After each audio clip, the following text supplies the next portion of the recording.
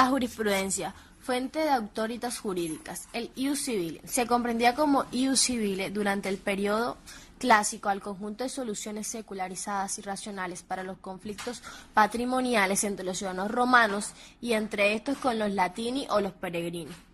Los historiadores del derecho romano datan al ius civile en la segunda mitad del siglo II a.C. Se consideraba que fue fundado por los tres jurisprudentes: Publio Mucio Escévola, Marco Junio Bruto, Manio Manilio. El ius civile fue constituido por primera vez de manera sistemática e institucional en 4 partes, instaurado por Quinto Murcio Escévola, el pontífice. Dichas partes eran la herencia, las personas, las cosas y las obligaciones. La actividad del jurisprudente. Las escuelas jurisprudenciales inician con Servio Tulio Sulpicio Rufo en relación al magisterio como formación del jurisprudente, cuya principal actividad consistía en la respuesta, respondere o responsum, a los casos patrimoniales propuestos por los ciudadanos particulares, magistrados, mores y los jueces.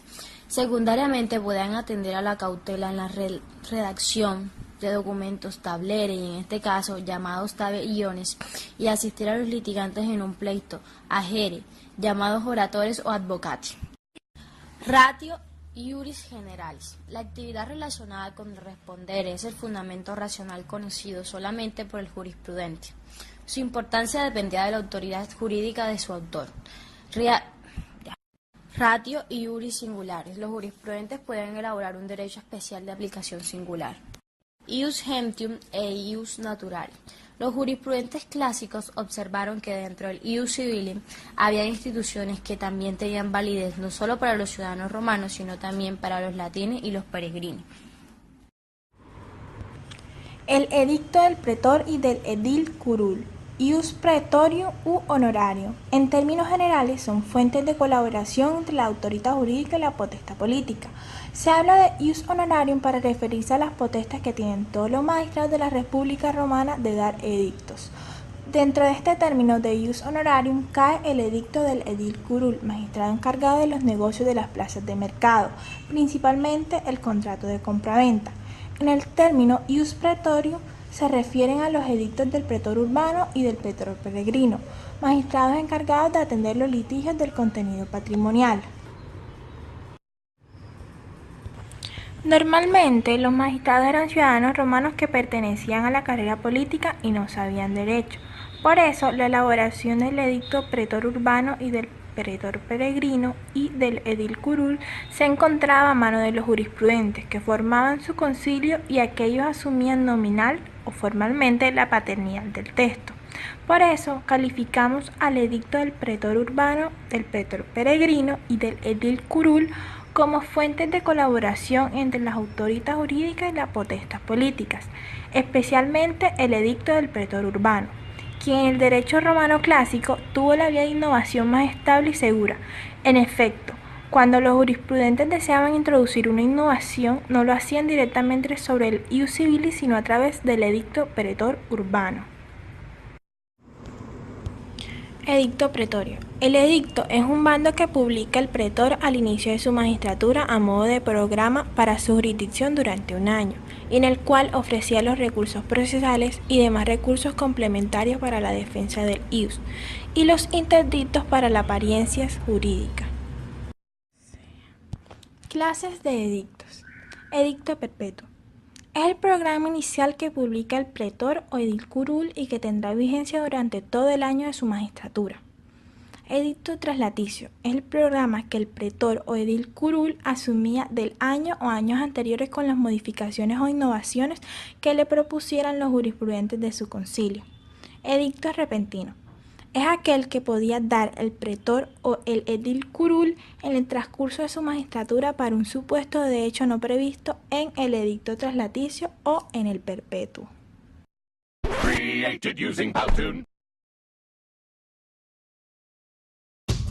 El Senado Consulto, fuente de colaboración entre la potestas política y la autoritas política. En la relación potestas de los magistrados, autoritas de los senadores, se observa de forma evidente la relación dialéctica en forma de pregunta. El que puede y responde el que sabe. En efecto, el titular de imperium, los cónsules y pretores, consultan al Senado, y este, como órgano de autoritas política, responde, aconseja a los magistrados. Ese consejo revisa la forma de senatus consultum. Los senado consultos se refieren sobre todo a las relaciones políticas internacionales, a la religión en cuanto a la introducción de nuevos cultos y a la conservación de las costumbres, a la moralidad pública y a las finanzas públicas. El populus rumanum, reunido en comicios, no puede proponer la lex ni alterar la declaración de potestad del magistrado. Solo puede adherirse o no adherirse a esa declaración de potestad. Por eso definimos la lex pública como una fuente del derecho romano clásico que se deriva exclusivamente de las potestas políticas. El voto legislativo secreto de los ciudadanos adopta dos formas. La primera, cuando el escrutinio da una mayoría con la expresión escrita de uti rogas, es decir, de acuerdo con lo que riges, significa que el populus rumanum se adhiere a la declaración de potestas políticas del magistrado. La segunda, cuando el escrutinio da una mayoría con la expresión escrita de antiquo, es decir, vuelve al anterior, significa que el populus rumanum no se adhiere a la declaración de potestas políticas del magistrado, es decir, la rechaza. Un requisito formal previo a la lex pública era el de la auspicatio o consentimiento previo de los dioses, y un requisito formal posterior a la lex pública era el de consentimiento de los senadores. En relación con las leyes datae, es decir, aquellas que se daban para organizar una provincia, no era necesario el ius populi. La inexcusabilidad de la lex pública. La declaración de potestad política del magistrado es pública porque se da al populus rumano reunido en comicios y luego se expone su texto en público. Esta inexcusabilidad de la lex pública no es extrapolable al ius civile, pues este no es público como la lex pública o los edictos. Solo en la medida que una institución de ius civile tiene su fuente en la lex pública y en el derecho romano clásico una fuente muy modesta. En esa misma medida, estamos ante una institución de ius civile no de carácter dispositivo sino necesario, es decir, de ius cogens, inalterable por la voluntad de las partes. En congruencia a esto se declara ius publicum privatorium pactis mutari non potest, es decir, el derecho público no puede ser alterado por los pactos de los particulares. Clasificación de las leyes publicae. La jurisprudencia hace la siguiente clasificación de las leyes publicae. La primera, ley pública perfecta, aquella en la cual el acto realizado contra la prohibición de la misma ley es inexistente. La segunda, ley pública imperfecta, aquella en la cual el acto realizado contra la prohibición de la misma ley ve impedidos sus efectos. Y la tercera, la ley menos que perfecta, aquella en la que el acto realizado contra la prohibición de la misma ley solo determina una pena por la infracción. El privilegio y el beneficio. Por eso, la ley de las 12 tablas dispuso lo siguiente: privilegia ne in rogante, es decir, no se puede dar leyes en favor de una persona en particular. Sin embargo, cuando la potestad política da una declaración de potestad a favor de una persona o varias personas, no recibe el nombre de lex pública sino de privilegio. Por tanto, el privilegio es siempre de creación legislativa, es decir, de la potestad política. Distinto del privilegio es el beneficium, que no es más que la ventaja patrimonial que puede solicitar el ciudadano que se encuentre en las circunstancias objetivas previstas, pero que no se concede si no se solicita de la potestad política.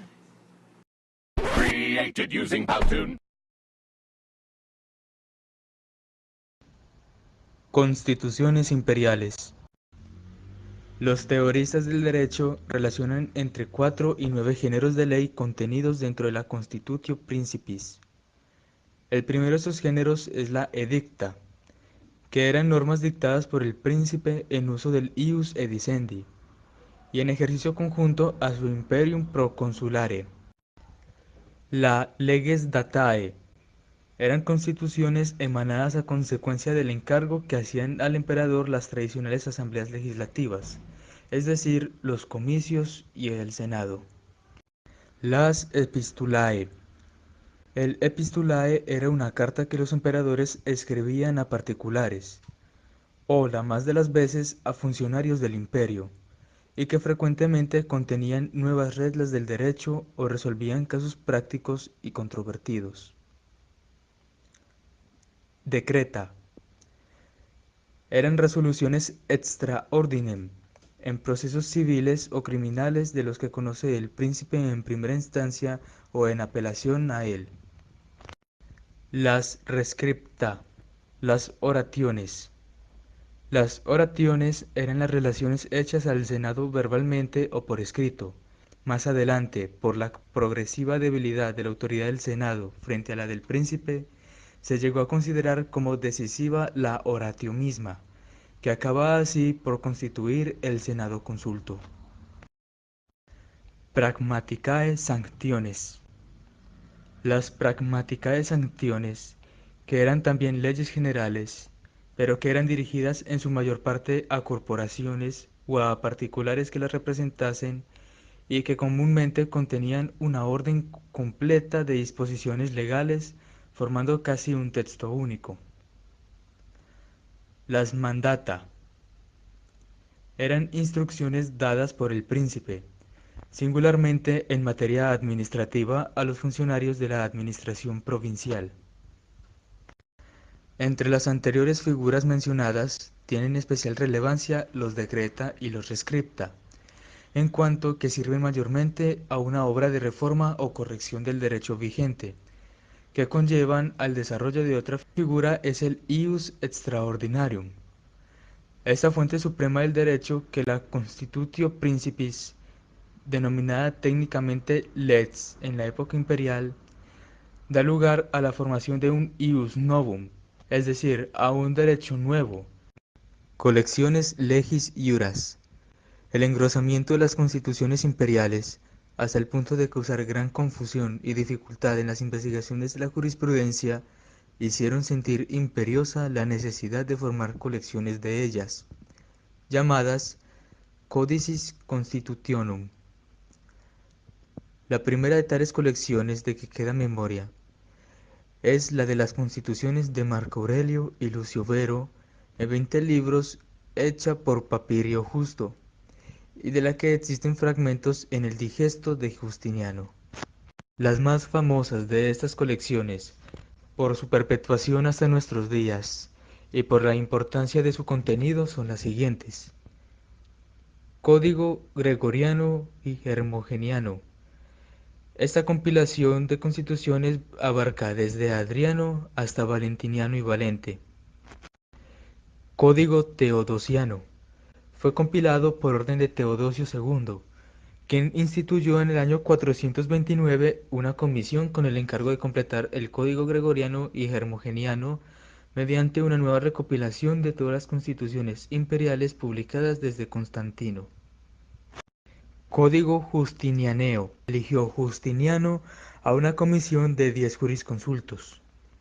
Estos recibieron el encargo de expurgar de errores y contradicciones, eligiendo así las disposiciones más congruentes con la práctica de los tribunales y el uso de los ciudadanos. El trabajo final fue una enciclopedia compendiada en 12 libros. En el año 534, una nueva edición corregida y aumentada de su código, conocido como Codex Repetitae Praelectionis, es precisamente la segunda edición, que forma parte del Corpus Iuris Civilis.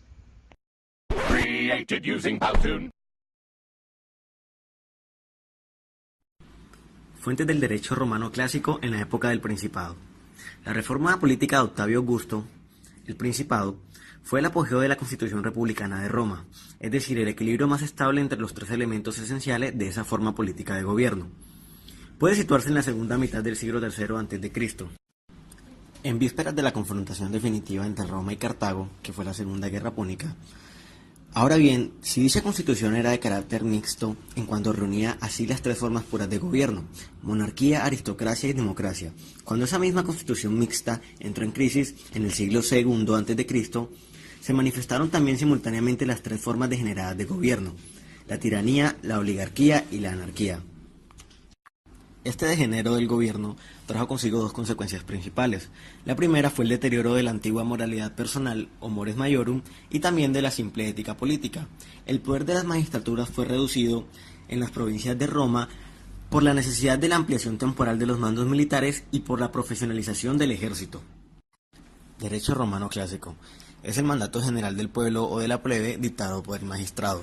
En este periodo se expedió el ius publi respondendi, el cual se reservó para aquellos jurisprudentes que apoyaban la nueva forma de gobierno, excluyendo inmediatamente a los jurisprudentes que tenían la tradición republicana.